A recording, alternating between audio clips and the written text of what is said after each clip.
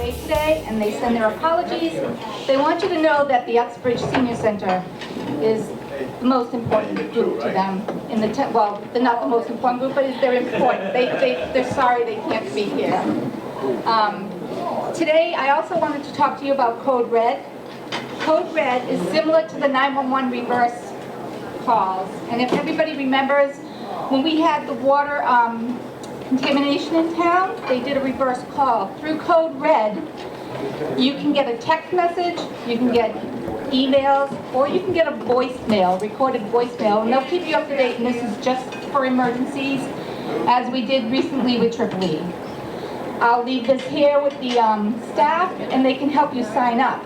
The only way to get on this is to sign up. So the only way to sign up for this, the only way to get it is to sign up. If you don't, after you sign up, if you feel you don't want it, you can also go back and unregister.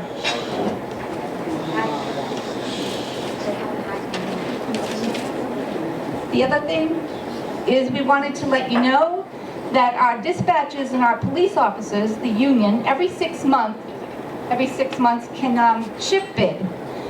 So starting October 1st, we had shift bid. And this is the first time in a long time that we've had a lot of activity with moving with police officers.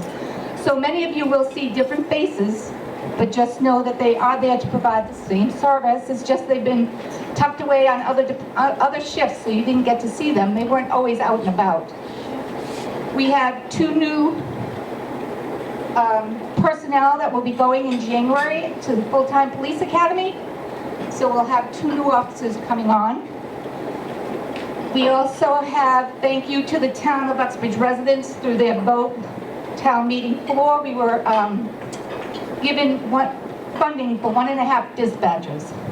So the half dispatcher started October 1st. Her shift is 9 to 5. And then we have a full-time dispatcher coming on, and her shift is also going to be 9 to 5. This will give you 2 dispatchers, 7 days a week, between the hours of 9 to 5, which will help better serve you, handle the calls that we get. We get a lot of calls. They've been increasing. The other thing is, the chief and lieutenant wanted us to let you know that Douglas Street is still a mess. The gas company is still in the process of bringing the gas line up to the Campanelli, up to Campanelli project, up past 146.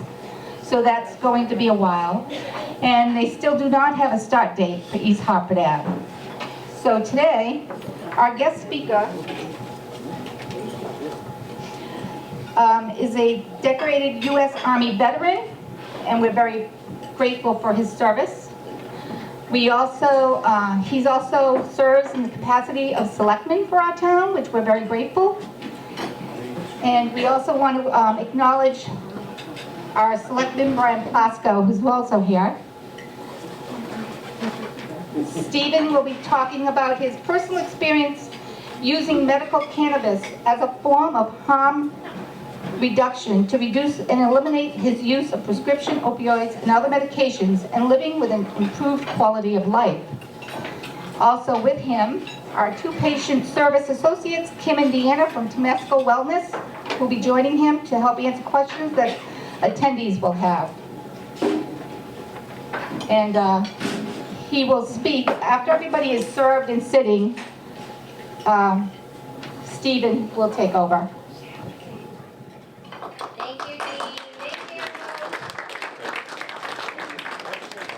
Everyone's seated and eating. Please continue eating and enjoy the meal. It looks great. I'm jealous as a large man with a big appetite. You know, just watching everyone eat. I'll deal with it. Don't worry. So thank you everyone coming here. Thank you for everyone, all the staff here at the Uxbridge Senior Center. It's a great place. I love seeing it so full like this, and it's pretty much any time I've come in here, it's been full. So it's great that you're all here. And we're here to talk about a topic certainly not new, but there's a lot of misconceptions out there. And here in Massachusetts, we have cannabis decriminalized, legalized, And for a lot of people, myself included, we use it as a form of harm reduction. I was injured in Iraq in 2005, so 14 years ago, and I came home to the VA healthcare system, and over a decade I'd been prescribed 57 different medications, including opioids like fentanyl, morphine, Dilaudid, oxycodone, Vicodin, and so on, and a lot of other medications, anti-seizure medications, anti-anxiety medications, antidepressants, muscle relaxers, so many different things. It came to the point when I was on everything, my doctor's telling me, well, you gotta quit drinking. I'm like, I don't drink. They're like, well, you have fatty liver disease, and that's from drinking. And I'm like, well, maybe the 20 pills I'm taking a day could be contributing to that. So, between that and a lot of the other issues I was having with quality of life and depression, which led me to an attempted suicide from all the different side effects. It was my wife, who's here today, Jessica, who kind of pushed me past everything and said, give something else a try, give medical cannabis a try. And I was very much against it at first, until really looking into the medications I was taking and seeing side effects, and said, I've got to give it a shot. I've said yes to every other medication that has been out there. And with the help of my primary care physician, was tapering off those medications while starting medical cannabis, and within 5 months, I was off of all those medications. It's a big jump to go from, because cannabis is not prescribed, it's given through a referral, to go from getting medications that were not working, but because of my VA healthcare was free, no charge to me as an earned benefit, and making the jump over to cannabis and having to come out of pocket for that. But the pros definitely outweigh the cons on that. So, I use medication daily, and I take it instead of having to take, like I said, anti-anxiety medications like benzodiazepines, SSRIs for depression, muscle relaxers, opioids for pain, and the numerous medications accompanying that. So I wanted to come here today to talk about talk with you about any questions you may have. I prefer when I'm speaking for it to be interactive. If there's questions out there, please feel free to ask them, and I'll help. And we have two people from Temescal Wellness here, patient service associates, advocates, that can answer some of your questions. But one thing to start off with is for anyone looking to do this, and you're on other medications already, definitely talk to your physician beforehand to find out if there's any interactions you should avoid with some medications you may be on. But at the end of the day, cannabis, even though it comes with risks like anything else, there's nothing risk-free. It can be a great alternative to some other medications that have much higher risk or less side effects that you don't want to associate with those medications. So if anyone had any questions or any for me or for the people that work with medical cannabis patients every day, they're here today to help you answer anything. So if anyone has any questions, let us know. Yes, sir. Is it actually raising your pain threshold, or is it going directly to the site and actually reducing what's causing the pain? So is it going to reduce the pain where the pain is actually on the site of the pain? Right. So a lot of it is, it doesn't, I'd say before my pain level was probably at 8 to 10. 1 to 10 was probably around 8 or a 7. On a daily basis now, I'm around to a 6 or a 7, sometimes down to a 5. There was no medication that has taken everything away. It's a lot of taking the edge off the pain, but still having the ability to think and do other daily activities, where before it was taking a medication and I would be knocked out. I wouldn't be able to function during the day. It was just going to sleep. I've worked with my grandfather-in-law, my wife's grandfather, and the great-grandfather of my children. He's had decades of problems with migraines, and was able to get him some medicated honey that he likes to take, and he swears by it. He's worried about running out of it, and it's something that, like with migraines, he would then, have a bad migraine day, take one of his medications and be, and just call it a day. Like the day was over, wasn't gonna do anything else. Now he takes maybe like a half a teaspoon of the honey, and he's got the edge off enough that he can go and do some other things throughout the house like that. So that's where it's most effective. There's nothing that's going to, completely take the pain away. This was something that was reiterated over to me and over again, switching from, going from the oxycodone to morphine to then up to fentanyl. It was never I'm looking for something that's going to just make it stop. It's finding a level of managing the pain and still being able to have a quality of life. A lot of those medications too. Don't want to stigmatize those medications and say you shouldn't be taking them one moment. And there's place for those things, but over a period of time, it does more than just numb the pain. It numbs your thoughts, numbs your feelings, numbs your ability to be productive throughout the day. Yes, sir. I have two questions for you. Sure. The first one is, do you know what the THC level in the cannabinoid you're taking? And the second one, what is the honey that your father-in-law takes, the grandfather-in-law takes? So yeah, I'm aware of the THC levels I get. That's one of the great things about having legal medical cannabis in Massachusetts. All of the products are very strictly regulated, tested. All of the THC, CBD, a lot of the cannabinoids are listed on there at what levels they're at. For my grandfather, Extremely low. yeah, he's maybe taken 5 milligrams at a half a tablespoon. I think a tablespoon is probably 10 milligrams, so he's taking about half of that. But and that's the thing with medical cannabis too. It's not the same for everybody. We all have our own endocannabinoid system in our bodies, and those cannabinoids in the cannabis react a little different. And there's many different ways. Some people can't eat it, so they ingest it, or they can't eat it, so they inhale it. Or there's transdermal patches. There's topical creams that people are using.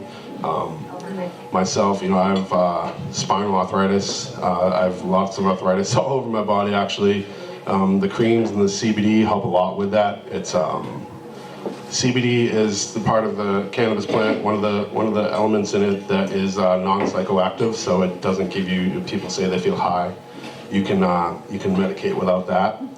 But for me, it's a combination of both. They call it the entourage effect, whole plant medicine. The THC works helps with the delivery system, and the THC works a lot better for nerve pain and nerve and brain pain. We have a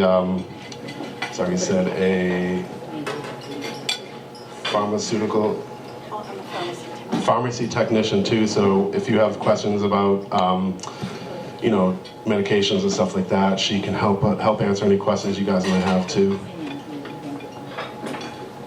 Anyone have any questions? Yes, ma'am. Do you have your physician who tells you that what to use of this and how much of it, and is it a prescription or? So for myself, with going to the VA healthcare system, it is still recognized as being federally legal, but the VA physicians are allowed to have conversations with us about it. They cannot prescribe it or recommend it. Actually, in Massachusetts, you have to check with your doctor. They may have gone through the classes they needed and may be able to write a referral, but it's not prescribed. And what that means is you're not going to go to the dispensary and with a prescription of a certain type of milligram that you need. It's kind of you get to adjust accordingly, and the recommendation is always to start off slow and low and work your way up.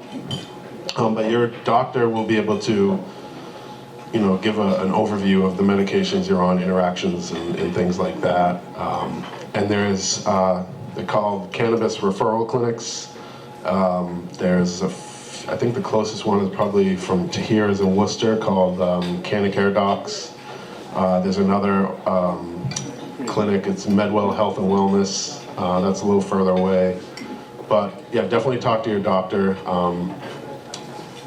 to find out what's best for you. But even deciding, you know, a lot of people, there's a barrier for cost to getting into the medical program. So even now, you can go to recreational dispensaries and try things, you know, that are also available on the medical side, but you're getting, as the way it's written, you're getting a lower dose anyways through recreational. The higher doses are only available through the medical dispensary, where you have to be a registered patient, which means you go to your doctor, they give you the referral, then you have to go to the Massachusetts Cannabis Control Commission website to register with the state as a patient.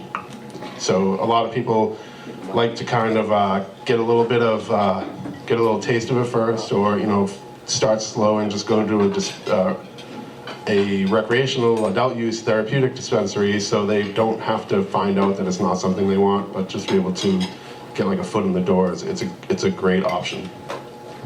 It's not covered by insurance. It is not covered by insurance either. I know there's lots of places working on that legislatively and policy-wise. I do a lot of advocacy for veterans to have access and a more streamlined path to becoming a registered patient in Massachusetts. And, you know, everything that I'm doing for veterans is actually you know, a way to get the rest of every other segment of society involved. There's veterans that are seniors as well. So we are a very diverse segment of society, and feeling that, you know, what may work for us is only like a little snapshot of how it might work across every segment of society. So. Sorry. Anyone else have any questions in regard to how to become a patient, what to expect maybe going into a dispensary, anything about the plant, marijuana, cannabis, pot, weed, whatever anyone wants to call it? I prefer to go by its technical name of cannabis. All done, thank you. I have a question. Yes, sir. Could I ask the pharmacy tech, are there any side effects, or not necessarily side effects, but if I'm on a lot of cardiac medications or respiratory medications and I want to try cannabis, is there any problem with my other medications that I'm taking if I use cannabis? There isn't a whole lot of actual research that's been done. A lot of the things that we know are all anecdotal. Some blood pressure medications can be affected by cannabis. What happens is it can either increase or decrease the effects of the actual medication. So if you start using cannabis, I would recommend, or doctors would recommend, that you have regular blood testing done to check for the levels of your regular medication to see how it's doing. They do know that blood thinners can be affected also by using cannabis, and another category that is reduced in effectiveness is chemotherapy drugs. But lots of other drug categories, they don't really know yet. So it's more having that closer relationship with your doctor. Thank you. Thank you. Also up here at the table, we have some printed materials that you are all free to take home with you. There's stuff about being a patient. There's information on what to expect at these dispensaries. The people at Temescal Wellness also brought a cannabis pharmacy book here that they're going to be donating to your library here. So anyone that wants to do some reading up on the plant, they now have a book here that you can look up here and use as a reference. But it's really, you know, the great thing about it is you have, you now have a safer alternative here in Massachusetts. Again, it's not for everyone, doesn't have to be for everyone, so it's just an option that, you get to choose now, so. Pumpkin pie, you're all lucky. There's some apple. And apple too, man. Yeah, blueberry. Oh, very. Sorry I couldn't bring any samples for anybody in here today. Yeah, I promise you the pies aren't medicated, so don't worry about that. What is cannabis oil? What's that? What is cannabis oil? So cannabis oil is they've extracted the medicine, the trichomes, the cannabinoids, everything out of the plant material. You can get it broken down to, if you just want separated THC or just CBD or both. They come in different ratios of 1:1 or 1:5. And those oils can be taken, there's so many different uses. They put in topicals, can be used to add into foods and drinks. There's also tinctures that are made with those extracted oils and those elements that you can just put it on your tongue, like myself. And there's so many things that they're not finding out yet, but I found out too that I'm actually allergic to it. I'm allergic to pretty much every plant that grows out of the ground and its pollen. So I have a hard time. I prefer not to inhale it, whether it's flower, of vape like that. But for a lot of other people, they may have stomach issues, so they're not able to take it in an edible form, or like I was saying before earlier. I don't know if I have a small throat or something, but when I take any sort of capsule, whether it's Tylenol, ibuprofen, gas medicine, anything like that, I feel like it gets stuck in my throat and it gives me a little heartburn. So I've really been experimenting with the tinctures that just go under the tongue, hold it there for a minute, and then swallow it. And I've been getting some great results with that. Never expected it. But it's a process, where you get to fine tune it how you like it, and there's so many different methods. Like I said, there's creams, there's patches, there's many different ways to deliver the medicine. So if you don't want to, there's a lot of places. I've spoken to a lot of people that work in hospice and palliative care, and that they're not allowed to have combustibles in places where there's oxygen tanks. So it's not something you would think of it, but there were a lot of people in hospice and palliative care that were using vapes, which are currently banned in Massachusetts until at least January. But even in the vape ban, where they've banned everything because of lack of knowledge, where taking the medicine off the shelves, those medicines have been tested and very strictly. I know many people aren't up to date and aren't tracking with the cannabis policies in Massachusetts, but if you're on the business side of it and you have products out there, it's more of like a compliance industry. It is so strictly regulated right now that it's probably one of the safest products to take in Massachusetts, where it goes through multiple testing and everything is listed more than cigarettes have a warning on it, but you really don't know what's in it. It's a shame, and people are working on getting that reversed. So it's another option that to some might not seem necessary, but for a lot it is. And like I was talking to a nurse at the hospice center, she's like, 4 months may not sound like a long time, but for someone in hospice, that could be their lifetime. And they now had something that was working. That they don't have access to anymore. Yes, ma'am. Tell us about hemp. About hemp?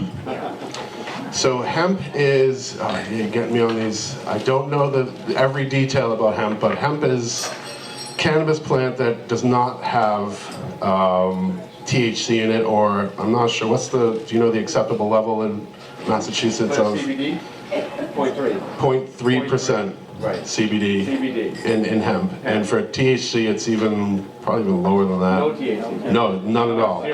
So that hemp is used more in lots of textiles, stuff like that. There's lots of clothes, ropes, plastics that are being made with hemp product. A lot of people have seen now. It's also a lot of people stopping smoking cigarettes by smoking hemp cigarettes.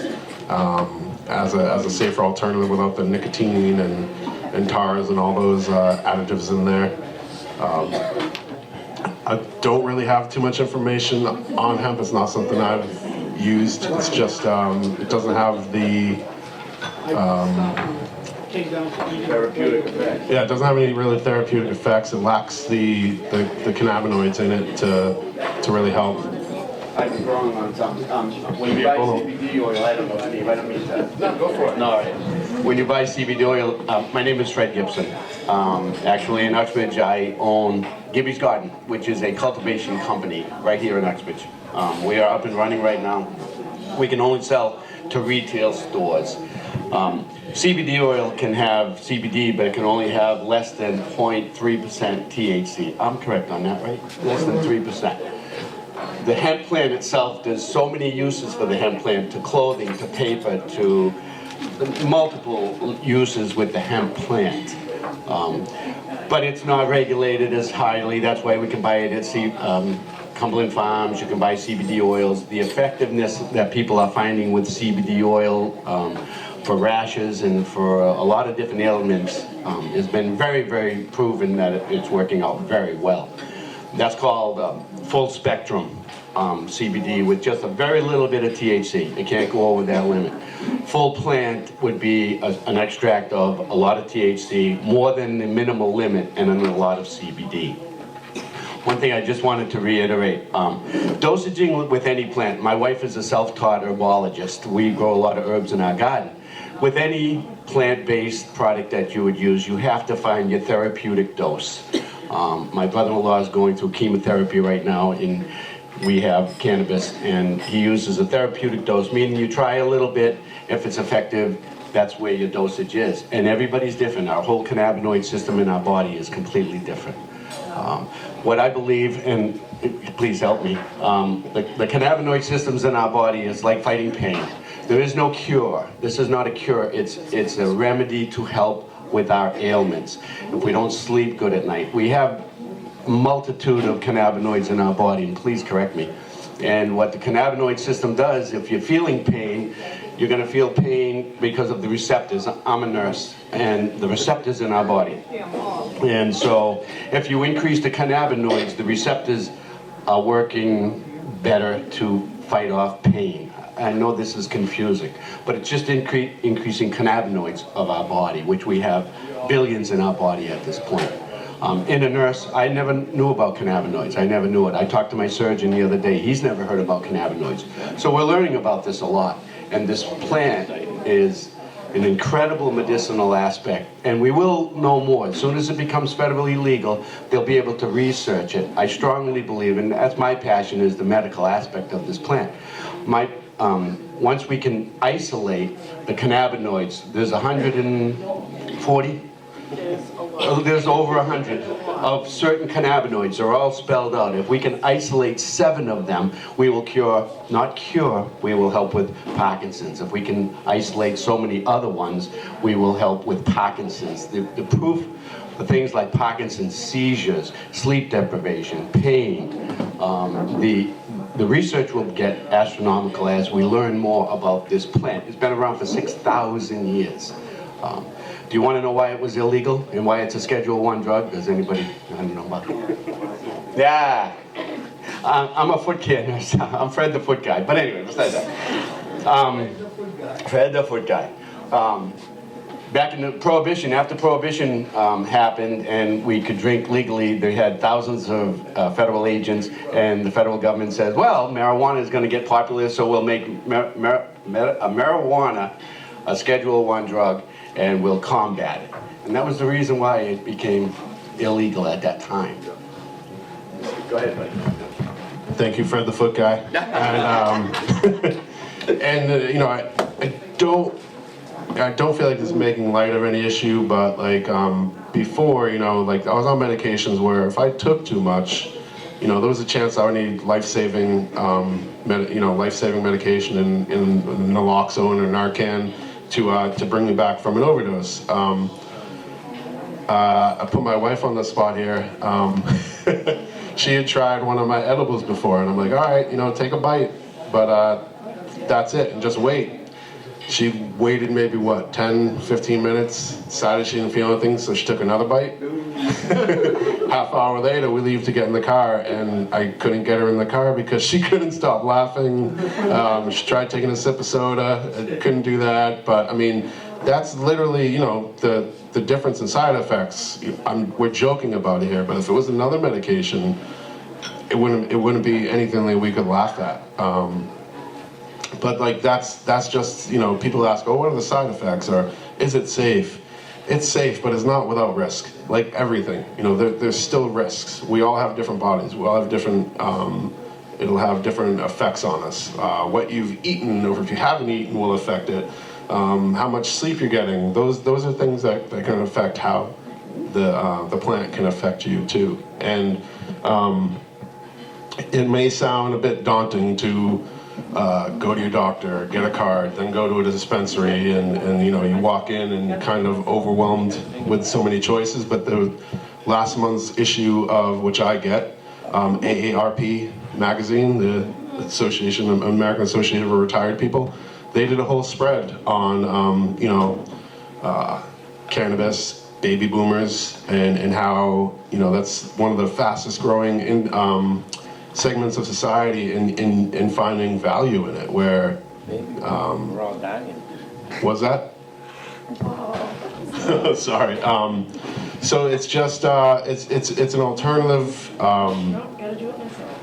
So please, like, really talk to your doctors. But we have two great people here that can be resources. Again, there's printed materials up here for you to find and look at.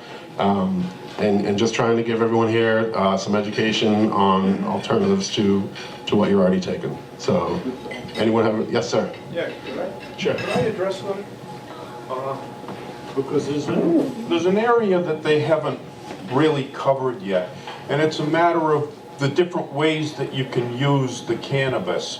One way is by smoking it, you know, either in what they call a joint, or in a bowl, or vaping it, and there's various ways of taking it in as a smoke product.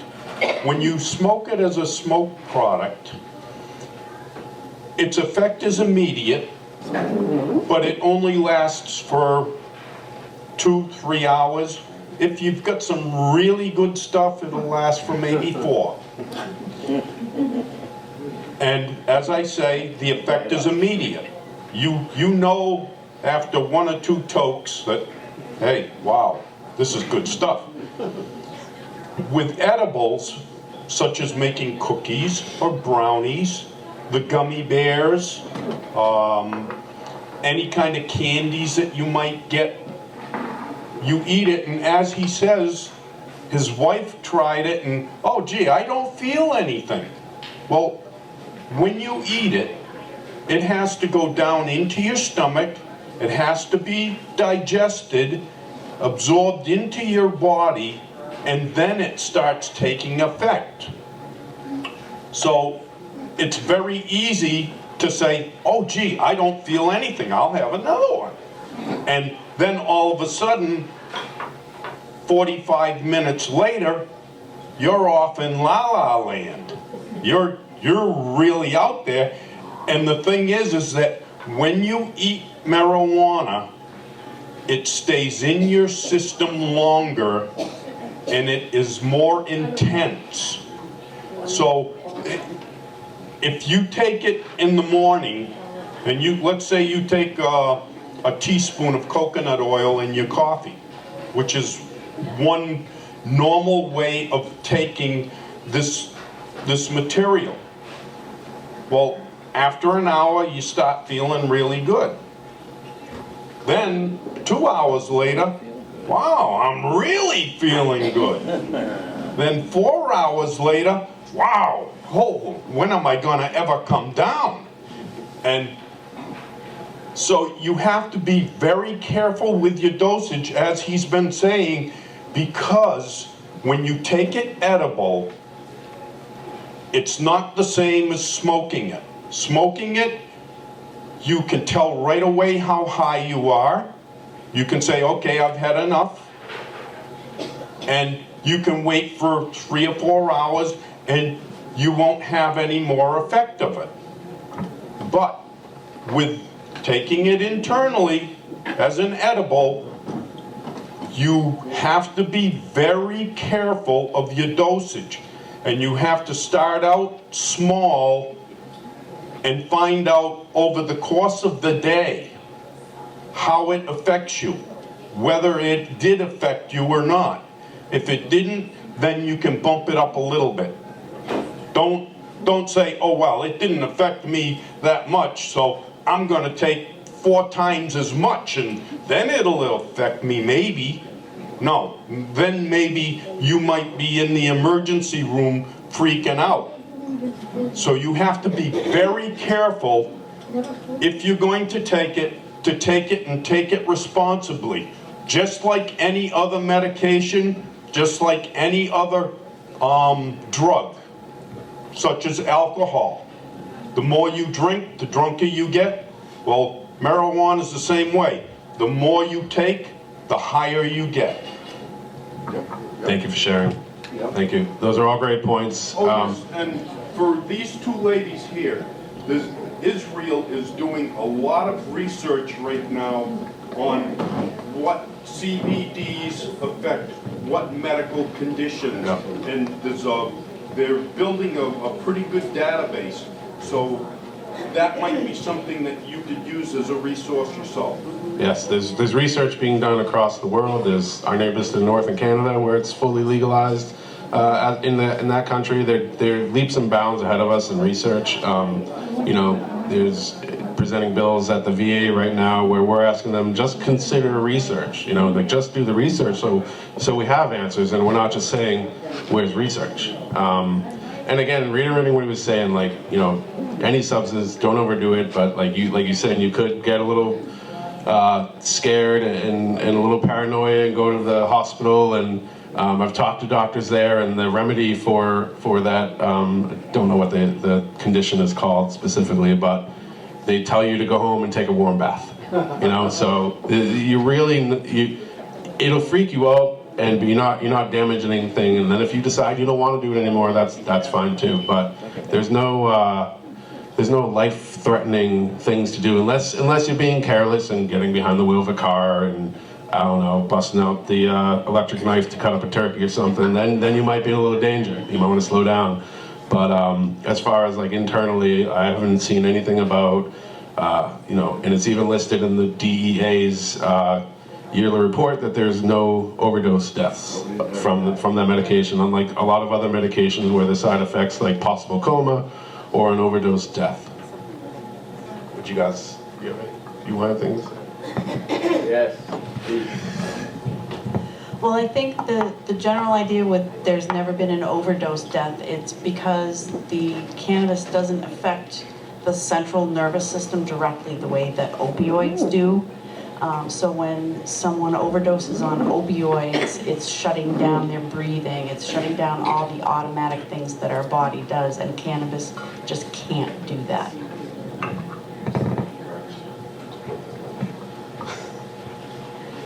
And there are I believe for seniors at a lot of dispensaries, they have some discounts. Just like there's veteran discounts available. There's hardship programs to make it a bit more affordable. So there are things you can look into where, you know, cost becomes an issue. I know being on Social Security and VA benefits, I'm on, you know, a fixed income. It doesn't change. I have no earning power, and I'm a volunteer as a selectman. So yeah, I mean, if anyone has any more questions, please feel free to ask. Again, when we're done, you can come up here, grab some information. I appreciate everyone giving us the time to come here and talk. Yes? There was a question over there, I was wondering how many plants you could have legally, growing your own? 6 per person, and if you have 2 in your household, you can have 12. But 12 is the limit if you have 2 people of age. But you can only possess 10 ounces. So that's a big, you know what I mean? Yeah, you can't. You only allowed a certain limit of ounces in your home. Like, was it 60-day limit of 10 ounces? 10 ounces. 10 ounces, So if you yes. grow 6 plants, you chances of getting more than 10 ounces is quite high. If you grow 12 plants, you're definitely going to get more than 10 ounces, and you can only possess 10 ounces in your home. So that's where the CCC kind of goofed up a little bit, where if you grow this many plants, you're going to have a heck of a lot more than you legally can own in your home. So as long as you understand. What's that? Smoke the rest of it. Yeah. Yeah. Party every third Sunday, right? Yeah. Do you have to be registered as? No, this is legal in the state of Massachusetts. A family of 2 people, 2 adults, over 21, absolutely, can have 6 plants per person. So that's 12 plants you can grow in your yard legally, and it cannot be possessed, or taken. So you can get the therapeutic value of gardening as well with cannabis, which was one of the things the VO was telling me to do when I tell them I had problems. Oh, start gardening. All right. And where do you get it? Where do you get the seeds? That's not something I'm really doing. Yeah. You can go online. You can buy seeds legally, to my knowledge. Now, we're buying seeds legally, and because there is no THC in the seed, you can't buy anything that has THC. So the seeds have no THC. You can go online. They would be delivered to your home.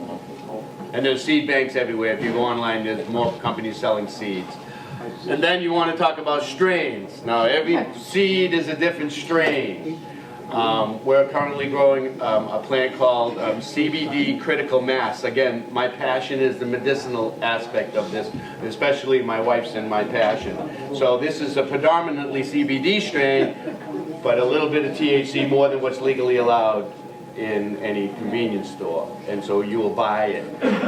Back to another method of consumption. The highest people that are buying cannabis right now are between the ages of 45 and 65. And it's for all the ailments that we have. They're understanding the benefit of it. I can't sleep, I'm anxious, I'm nervous, I'm all these things. That's the highest population. In Colorado right now, 45% of the products sold are edibles. And we'll be marketing a product that's sublingual.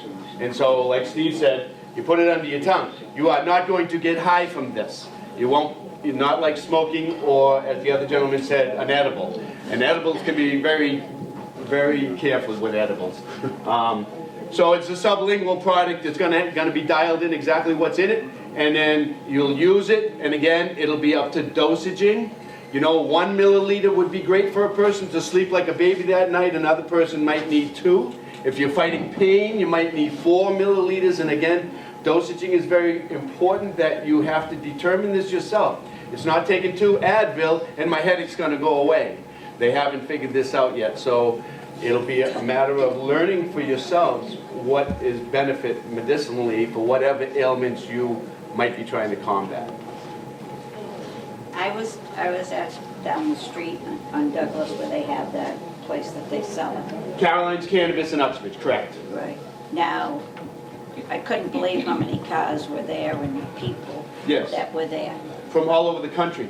I've seen license plates everywhere. I didn't even look at the, at the things, but I couldn't get over them all being there. Yep. Now, how do most of them use the product? Do they smoke it? Do they? I've seen people walk into Caroline's in 3-piece suits that are worth $3,000 and they still have their name tags. And I've seen young kids go in, and it depends on what you're looking for. What 21 and over. 21 and older, oh yeah. I don't see a lot of young people. I see the middle-aged people walking into that facility.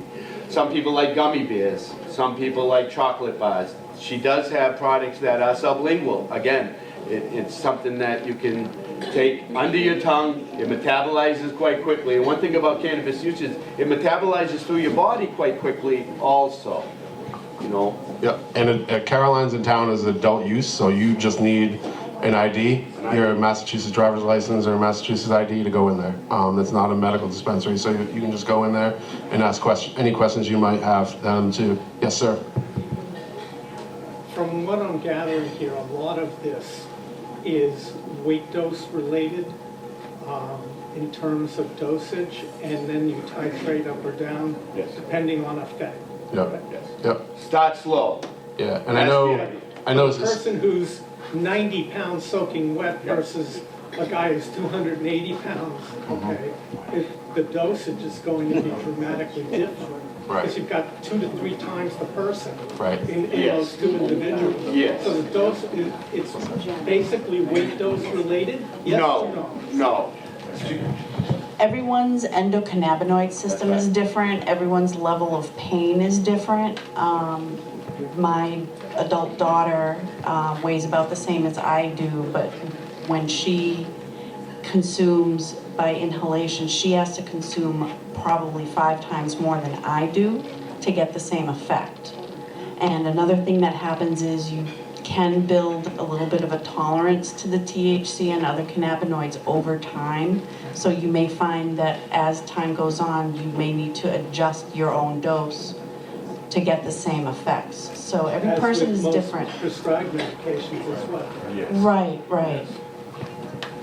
Like she was saying, I know a woman, she has type 1 diabetes. She's about, I mean, Sid, my service dog, is bigger than her. She's about 100 pounds. But she can take 100 milligrams edible at night and still be okay. So, like, it really does vary person to person in, you know, how they metabolize. And again, even having food in your stomach or not having food in your stomach can affect how you feel from what you take. It affects absorption. Right, just like, you know, you get medications that say make sure you take with milk or food or something like that. There's a lot of things in play that can affect your experience time. Yeah, and also when you come up here to, in the back of this book here, a lot of places, you know, suggest you keep a log, a journal of your experiences, so you can keep track of, like, okay, I know I took a 2 milligram chocolate last night, and this is how I felt. Do I need to go up? Then you can kind of look back and really even go back with your doctor and show them you can work out some sort of plan that works best for you. But we've run up on time and we're all out of desserts. So yes, sir. One more question. Isn't this still illegal by the federal government? Yes. Right, but we have luckily we have the 10th Amendment. We have states' rights, so everyone that's using it in Massachusetts is legally protected. But just be very careful crossing state lines with what you have. There are some states that we're surrounded by that have reciprocity, so you can go back and forth. But with Massachusetts not being one, so if you go somewhere else, you can't bring it back legally. So as long as you're staying in Massachusetts, you're good. Again, thank you everyone for having us and letting us talk with you about this topic. I really appreciate here everyone that came today and the staff. Thank you very much. And thanks everyone. Thanks, Steve.